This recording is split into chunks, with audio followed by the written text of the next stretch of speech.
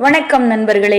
பொன்னியின் செல்வன் நாவலுடைய 2ஆம் பாகத்துல 29வது அத்தியாயத்துக்கு நாம வந்திருக்கோம்.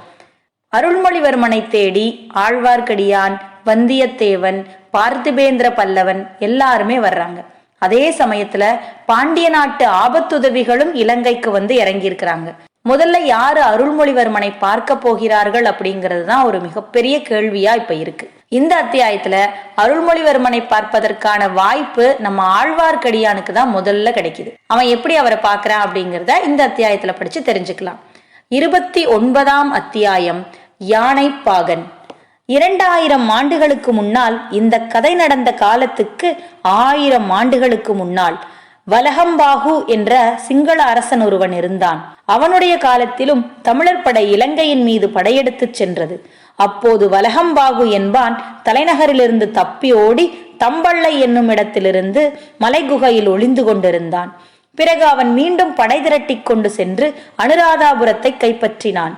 அவனுக்கு அபயமளித்திருந்த மலைகுகையை மேலும் குடைந்தெடுத்து கோயிலாக்கினான்.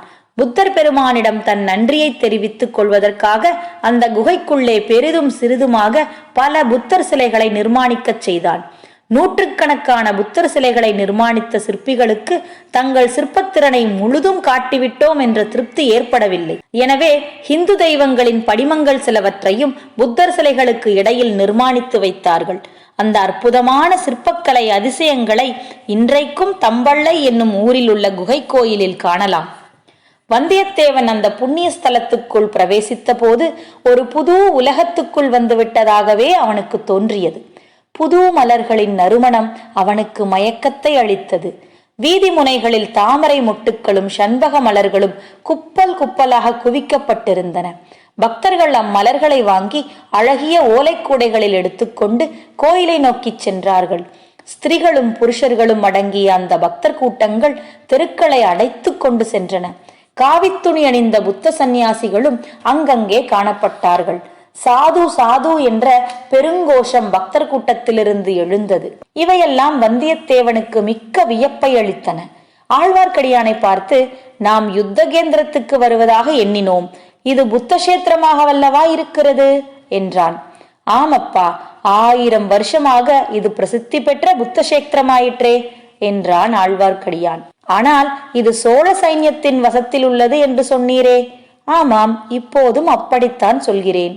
சோழ வீரர்கள் யாரையுமே காணோமே. ஊருக்கு வெளியில் படை வீடுகளில் இருக்கிறார்கள். அப்படி இளவரசருடைய கட்டளை. எந்த இளவரசர்?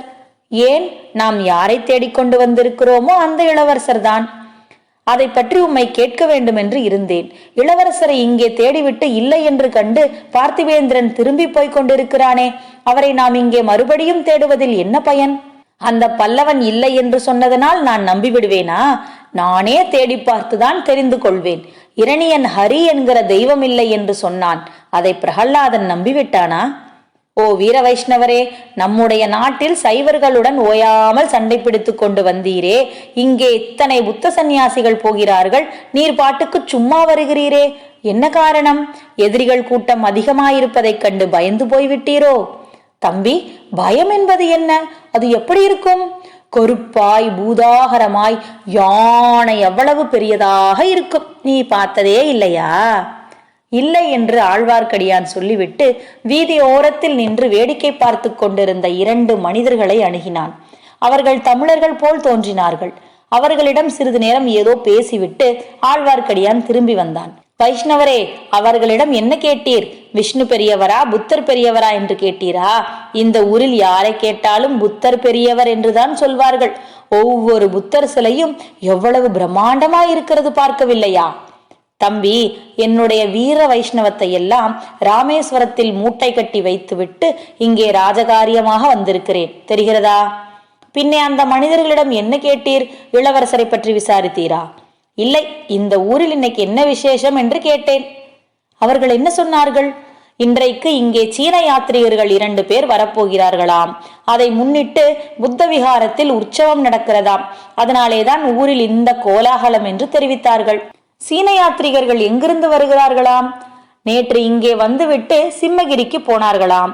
சிம்மகிரியிலிருந்து இப்போது வந்து கொண்டிருக்கிறார்கள் என்றும் இன்னும் சற்று நேரத்தில் இங்கே வந்து விடுவார்கள் என்றும் தெரிவித்தார்கள். சிம்மகிரி எங்கே இருக்கிறது? இங்கிருந்து காத தூரத்தில் இருக்கிறது. இன்னும் சிங்களவர் வசத்தில் தான் இருக்கிறது. பகல் வேளையாயிருந்தால் இங்கிருந்தே பார்க்கலாம். சிம்மகிரி குன்றின் உச்சியில் ஒரு பலமான கோட்டை இருக்கிறது. அங்கே உள்ள ஒரு குகையில் அற்புதமான அழியா வர்ண சித்திரங்கள் இருக்கின்றன. அந்த சித்திரங்களை பார்க்கத்தான் சீன யாத்ரிகர்கள் அங்கே போயிருக்க வேண்டும். குன்றில் ஏறி இறங்குவதற்கு பெரிதும் கஷ்டப்பட்டிருப்பார்கள். அதோ பார்! ஆழ்வார்க்கடியான் சுட்டிக்காட்டிய இடத்தில் அலங்கரித்த பெரிய யானை ஒன்று வந்து கொண்டிருந்தது. அதன் அம்பாரியில் 2 பேர் உட்கார்ந்திருந்தார்கள். அவர்களுடைய தோற்றமும் உடையும் அவர்கள்தான் சீன யாத்ரிகர்கள் என்பதை புலப்படுத்தின. யானைப்பாகன் ஒருவன் கையில் அங்குசத்துடன் யானையின் கழுத்தின் மீது வீற்றிருந்தான். யானையை சுற்றி சூழ்ந்து வந்த ஜனங்கள் பலவித ஆரவார கோஷங்களை கிளப்பினார்கள். பார்த்தாயா என்றான் ஆழ்வார்க்கடியான். பார்த்தேன். அம்மா, எவ்வளவு பெரிய யானை!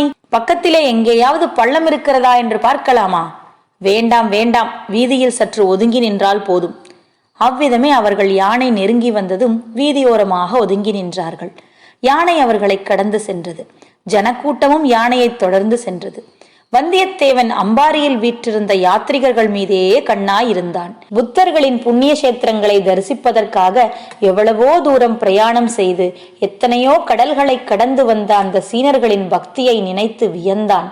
அவர்களுக்கு இங்கே இவ்வளவு உபச்சாரங்கள் நடப்பது நியாயமான காரியம்தான்.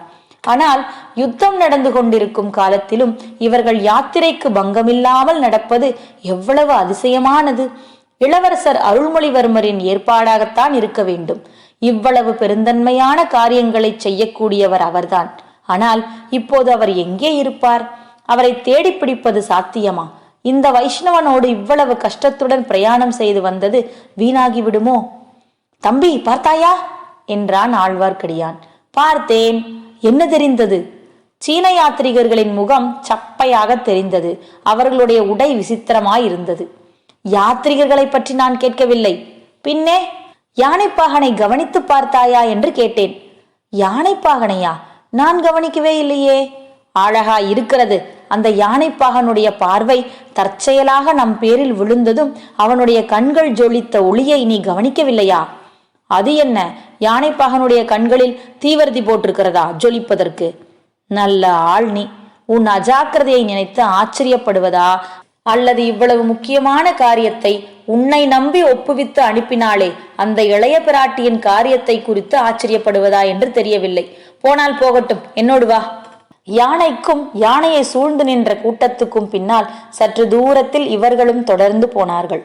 புத்தவிகாரத்தின் வாசலில் வந்ததும் யானை நின்றது. பிறகு யானைப்பாகன் ஏதோ சொல்லவும் யானை மண்டியிட்டு படுத்தது. யாத்ரிகர்கள் இறங்கினார்கள்.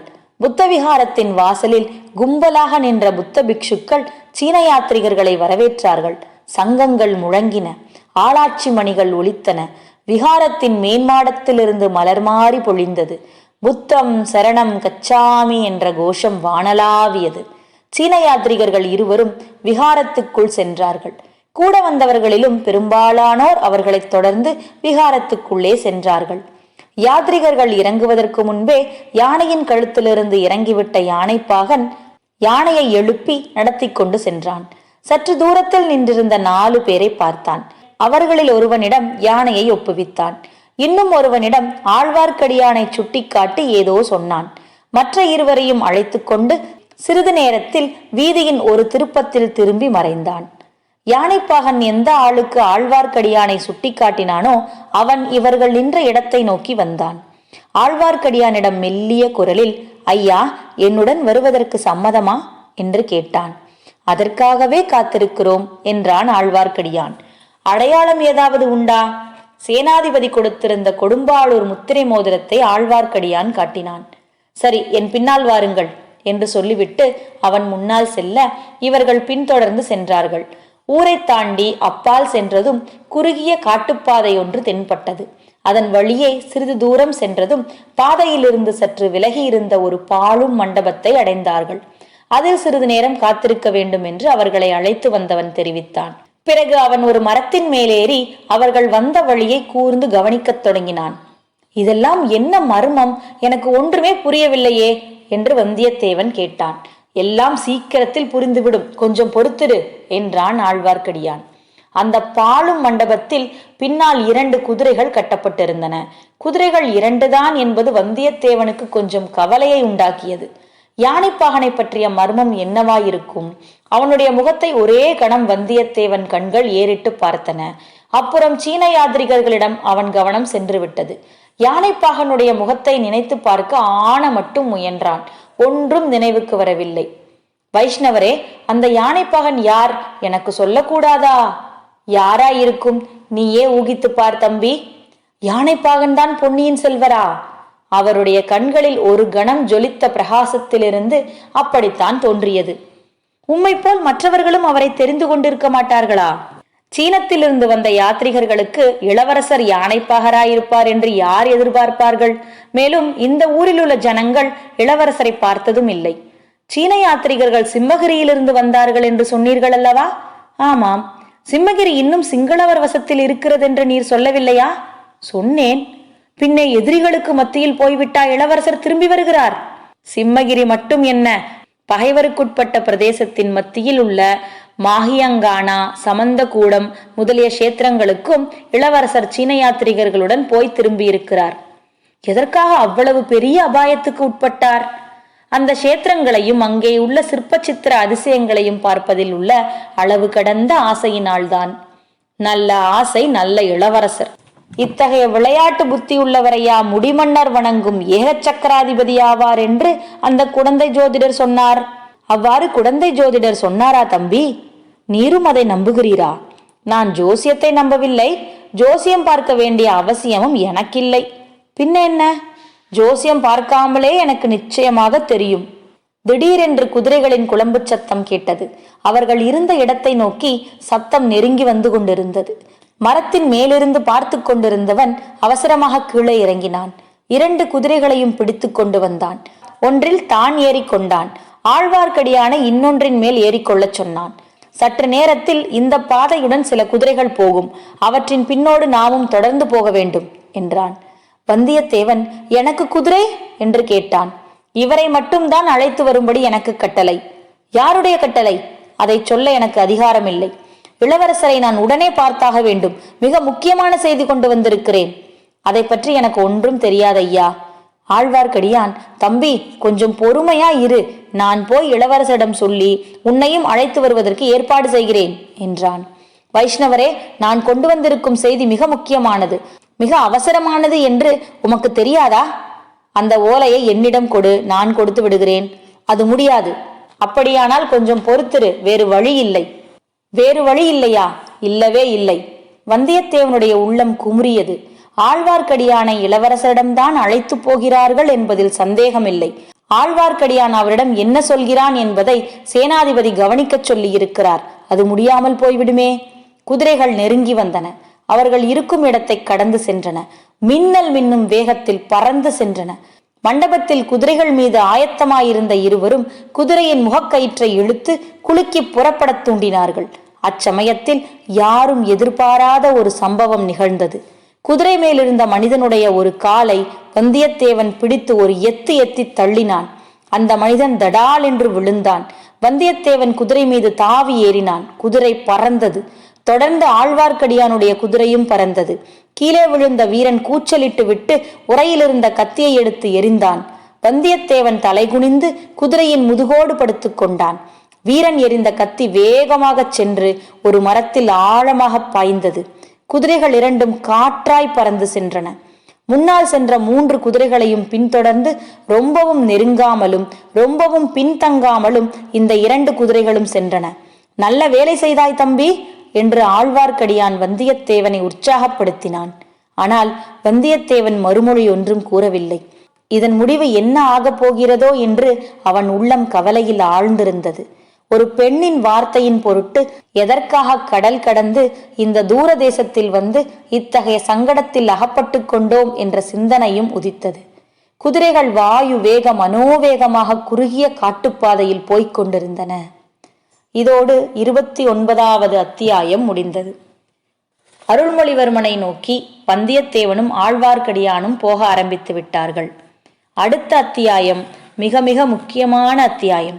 அந்த அத்தியாயத்துல நாம இளவரசர் அருள்மொழிவர்மரை பார்க்க போறோம். அடுத்த அத்தியாயத்தில் அதை படிக்கலாம். நன்றி.